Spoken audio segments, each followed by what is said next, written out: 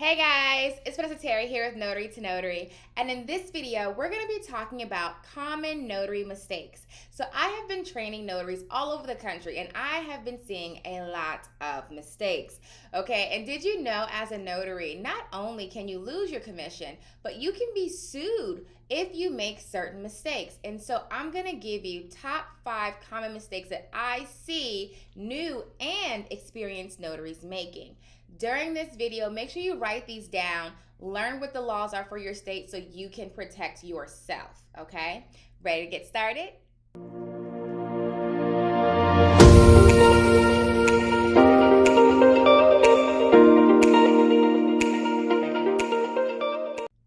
All right, let's jump right in. Number 1, the biggest notary mistake that I see literally every day is that notaries are not reading their handbook. Are you serious right now? You're not gonna read your handbook? Your handbook literally tells you everything that you are required to do as a notary for your state. If you do not read your handbook, and let's say, for example, you're like, first of all, when you get your commission, they definitely ask you, have you read your handbook? And I'm sure you said yes, okay?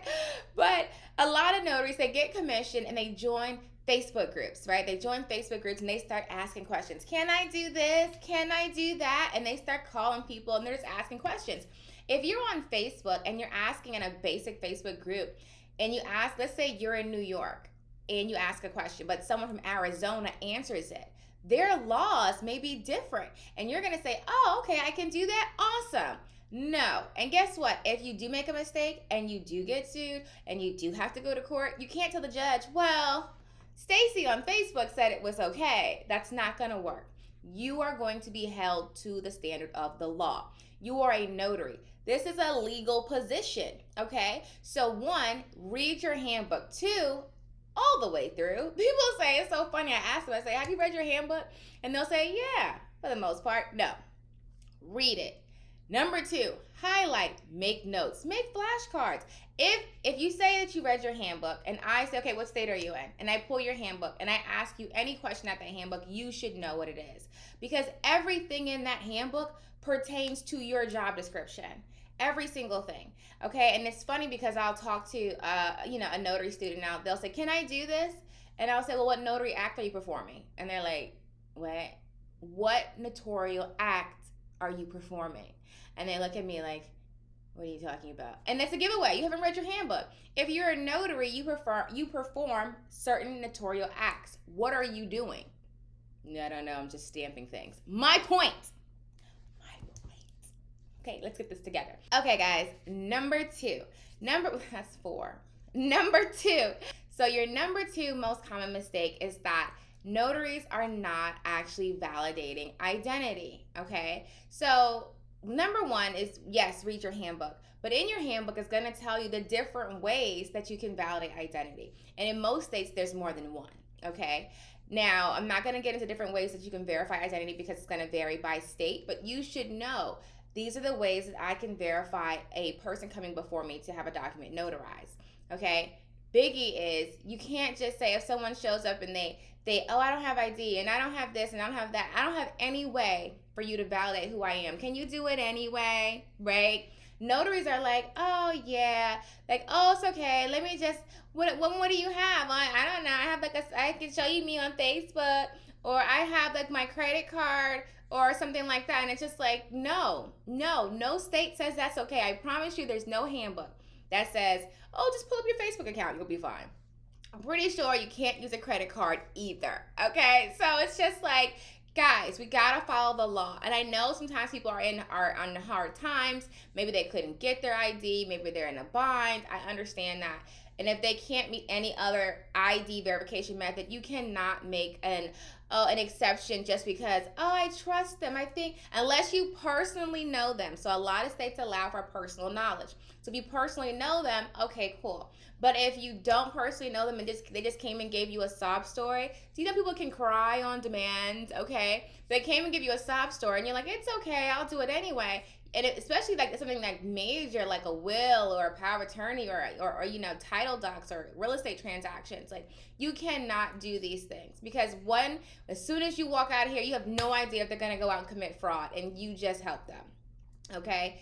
The reason why the law is what it is to protect the general public. Okay? That literally says it in most people's handbooks. I know it says it in all states, but in most states it says your job is, yes, to validate identity, witness signatures, or complete your notarial acts, but the whole thing is to protect the general public. It's to say, yes, this person did come before me, she did want this. Otherwise, people just running around signing off people's bank accounts, houses, everything. Just like, oh, I can pretend to be this person today. The whole point is to protect the general public. And the way you do that is by ensuring that you're meeting the ID verifications that your state has set forth. In order to do that, you have to go back to number 1 and read your handbook and know what the ID verifications are for your state. Number 3, and this is a big one, okay? You as a notary have a notary stamp. I have 2 because I'm actually dual commissioned. And dual commissions just means that you're commissioned in more than one state, okay? I actually have more than 2 because I have a couple for Virginia and a couple for Florida. And I always recommend you get more than one in case one breaks and you have more appointments that week. Now you have to wait like another week to get a new stamp so you have to cancel all those appointments and look how that money you miss. If you have more than one, then you don't have to worry about that, okay? But your notary stamp is, for the most part, the whole point of this. Now, I believe it's like 2 states that do not require their notaries to actually apply the stamp. It's only like 1 or 2, okay? Everyone else, we have to put this stamp on that document. Now, rewind. You have to do other things as well, okay? So in most states, if not all, I never say all because you might get like a loophole state. It's like, oh, we made this one little correction. The majority of states, you're gonna have in your handbook, again, a set of things that are required to be on a notarial section. Okay, so it'll say, yes, you're doing an acknowledgement, you're doing a jurat, you're doing a copy cert, whatever you're doing, whatever your notarial act is, these things have to be on that document in order for that notarial act to be complete and valid. Your stamp is one of them, but there are other things. And I say this because people will come and say, oh, well, I notarized the document, but there was no room to stamp it, so I didn't stamp it. As per your state law, what does it say? It says these things have to be on a notarial section for it to be valid. So if you did not stamp it, you did not complete a valid notarial act. You did nothing, essentially. Nothing. That document is not complete. It is not notarized. You wasted not only your time, but your client's time. And if they wanted to sue you, they could, especially if what you did cost them money because you decided not to follow the law that's spelled out in your handbook that you may or may have not read. And if you're not completing the notarial act section correctly, I'm assuming you didn't read it. And if you did read it, then you decided that, well, I'm just gonna, do what I think is best. Don't do that, okay? Now, your stamp is required in most states, okay? Now, let's say someone says, you get a document and there's no room for the notarial section. In most states, you're allowed to do an attachable certificate where you add on, and I have sample attachable certificates that you can download and use in your own notary business in my notary signing agent course at notarytonotary.com. So when you download those, you print them off. Let's say you get a document that doesn't have notarial verbiage, or if it doesn't have room for you to add notarial verbiage, you can take one of those documents and put it with that. The documents being notarized, okay? And that way, all the pieces that have to be on the notarial act, they're on there, and so is your stamp, okay? Got it? Also, guys, don't stamp and don't put anything else on. Oh, I just stamped it. What is that? I don't think any state would even just take a stamp. Don't do that, okay? Also, don't just stamp everything. I said it because I've seen loan packages that notaries have completed. And they've gone through the entire package and stamped every single page, even the shipping label. I'm trying to understand what you thought your job was, okay? If you're going through and stamping every single page, that lets me know that you did not read your handbook. Not only that, you have no idea, no inkling, you have no clue as to what a notary's job is, period, okay? And you have to take this position very seriously because this is a legal position. You are actually I think you really need to understand that you have people's livelihoods in your hands, okay? You really need to take this position seriously. Yes, it's great. Yes, you can make lots of money. Yes, it's time for all that, we talk about, yeah. But it also is a very serious job. Number 4, biggie again, goes back to the handbook, but let's talk about it. Some people, some notaries out here in notary world are notarizing documents where the signer has not physically appeared before them. And what does that mean? That means that you, real time, as the notary, put your two eyes on that signer, okay? Your eyes is looking at a real live talking flesh, boom, I can see you. Okay, can you see me? I see you. Okay, and not a recording. No, if I say, hi, how are you? You say, oh, I'm doing great. You know, it's not like a recording. It's we can talk to each other. And I said it because even when you're doing e-notary, that person, if you're doing a Ron or a Ren and that person's remote and it's a video session, it has to be live and living color. It can't be like this recorded video that you're seeing right now. No, it needs to be live and living color. Hey, how you doing this morning? I'm doing good. Great. Did you eat breakfast? I did. It was pancakes and eggs. I love it. Okay. It needs to be live and living color. Now, if it's online, I can see you. We're talking. I can see you. I can hear you. How you doing? If it's in person, come here. I can see you. I can see you. I can hear you. How you doing? Okay. What you cannot do is you can't have someone's friend bring the document in, or someone's wife bring their husband's document in and say, my husband's sick or my husband's at work. Can you still notarize it? I'm his wife. Oh my God. No. Okay. No. People cannot bring in a document that was signed by the person that's getting their signature notarized to you. If the person is not physically there, the one who signed it, the one that you're saying, when you're a notary, you're swearing, I put my two eyes on this person, okay? If you did not put your two eyes on this person, you cannot notarize that document, okay? I do not care.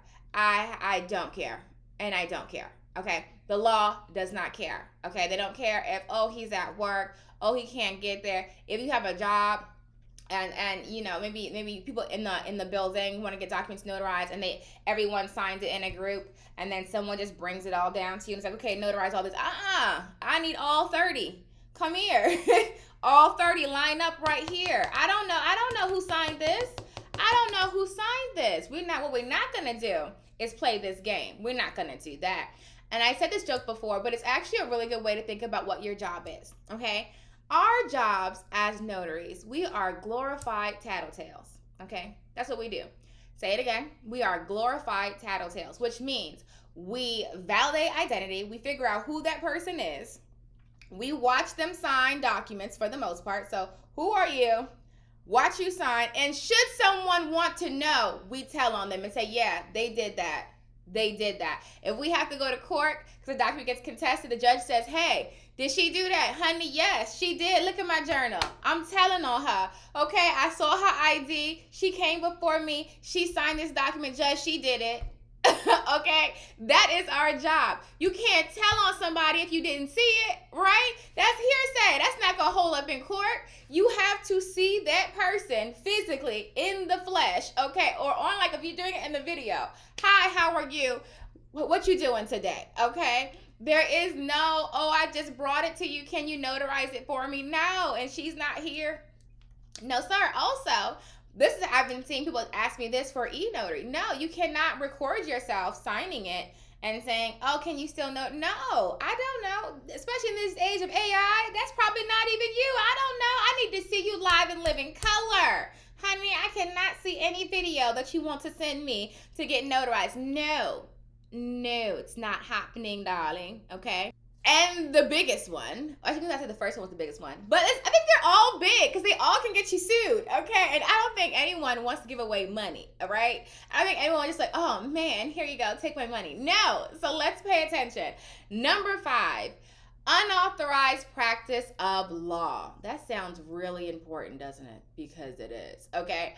Unauthorized practice of law is basically if you are not a lawyer or an attorney, if you don't have a law degree, a law license. Let me clear that up because some states you don't need a degree to get a license. Okay, anyway, a law license, you're not a member of the bar, okay? You are not allowed to give legal advice, okay? Now you're like, Vanessa, I'm not out here like taking, representing anybody in court or anything. What do you mean?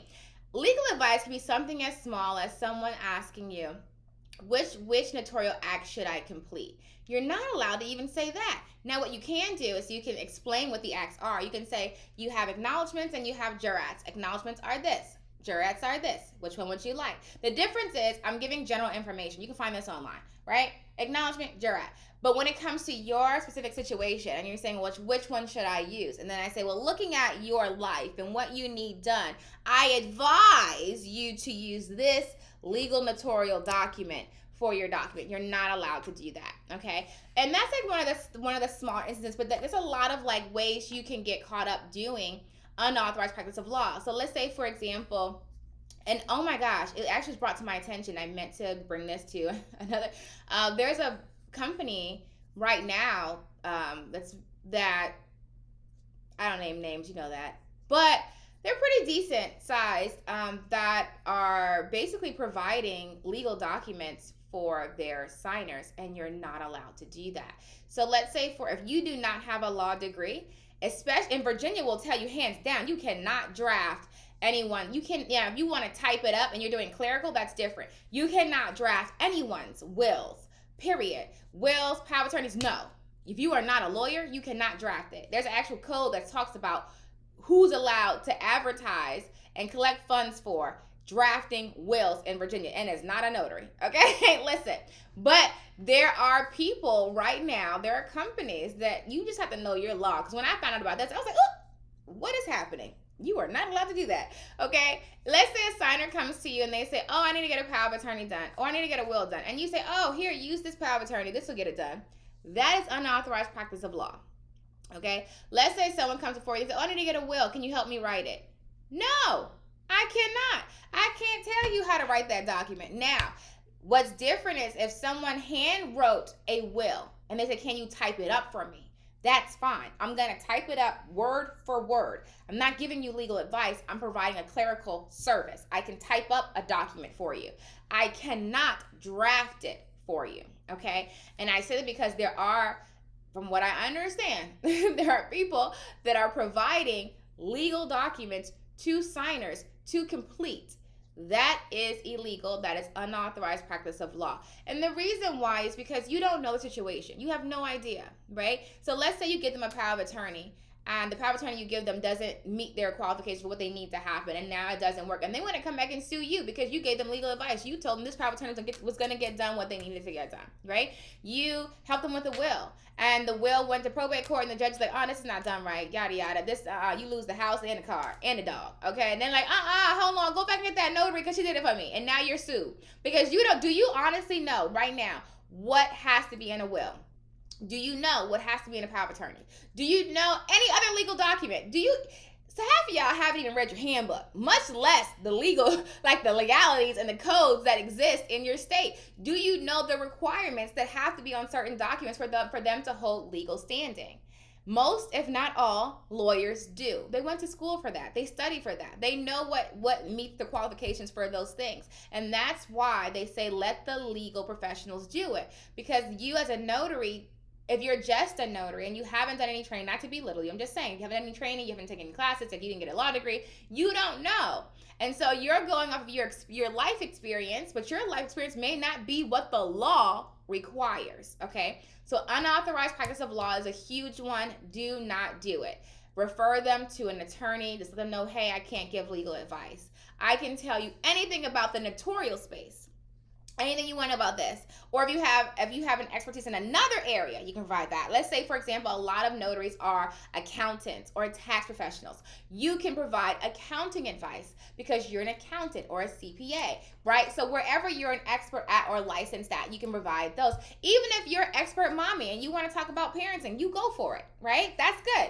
But we're not going to do legal advice, honey, okay? Because that is illegal. Okay, so we're not going to do that. And in most states, there are fines and penalties for providing legal advice. Okay, not only that, you can get sued. Once again, I'm not about giving away free money. Okay, all right, so those are my top 5 common mistakes that I see new and experienced notaries doing. If you want to see more of my common mistakes, because there are plenty of them, I see them literally all day. I have a signing service as well, so I'm seeing mistakes all the time.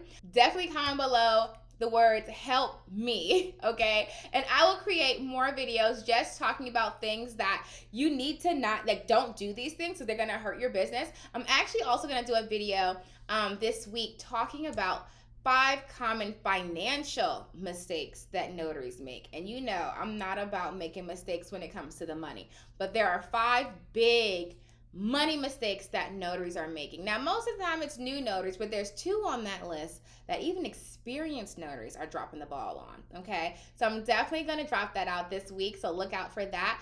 And also, if you want to get trained, you want to learn how to build a successful notary business, just go to notarytonotary.com and get into my ultimate notary training. That's going to give you everything you need to know to build a successful notary business. It's applicable in all 50 states. Get into the training, follow the steps. If you have questions, call me, email me, reach out to me on social. I am here to help you become successful in this industry. I love it. Okay, so until next time, happy signing.